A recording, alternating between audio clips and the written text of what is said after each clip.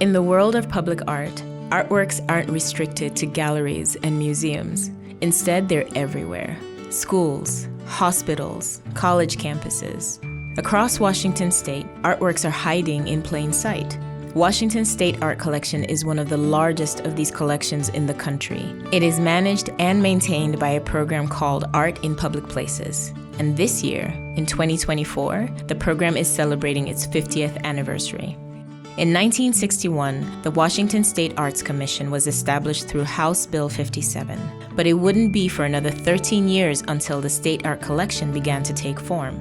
Governor Dan Evans officially created the Art in Public Places program on May 5, 1974. The new legislation reserved 0.5% of state capital appropriations for new construction at colleges, state agencies, and K-12 schools for public art. Since then, the State Art Collection has grown to include more than 5,000 artworks. They are located across Washington state and feature the work of over 1,200 artists at 1,300 public sites. But what does public art mean to the thousands of people who live with these artworks each day?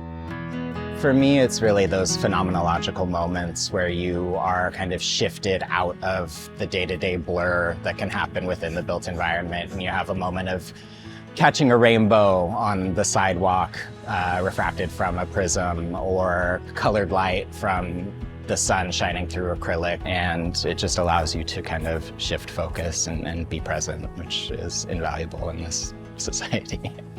My favorite painting is the one with the two swans. The picture makes me think of like accomplishing things with my friends, how like it always goes better when I have like somebody helping me. I wish we had more art in our school because it makes us feel like more personalized. I think the difference with public art versus art in an institution is one of access, both the limitation of whether or not there is a museum in the area, the cost of getting into the museum, and also, I believe, the intimidation of those institutions can be a little overwhelming and keep people away from wanting to go look at that art. I really appreciate how, especially a work like Nine Trees is really integrated into the campus to where it feels like it is artwork, but it also feels very much part of campus in a very social space.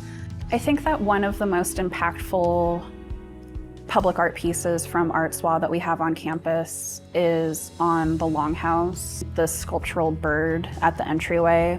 And I remember meeting in front of the Longhouse with some classmates, and there were folks who weren't aware that that building existed. So they got to talking about, the history of that form of sculpture. I think it's been really informative for me, and then having these moments of like what the land was originally built on, and like all these people that have come far before any of this place's inception.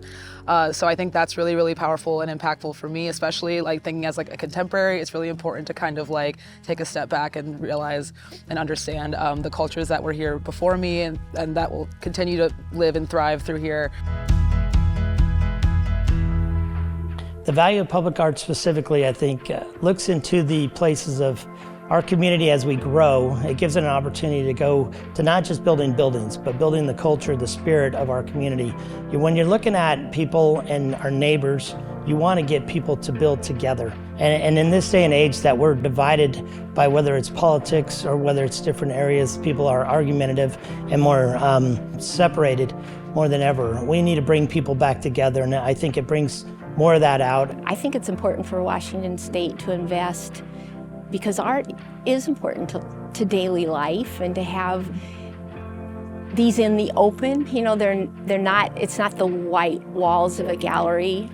When art is used in the public space, it enlightens things, and I think it creates that space that anybody can belong to a community that has something like that. Public art as a public service, I think a lot about the ways that art inspires deeper thought, deeper communication, and also perhaps in areas where people are a little bit more isolated, gives them exposure to different cultures, and really helps with, expanding people's minds on how to exist in the world.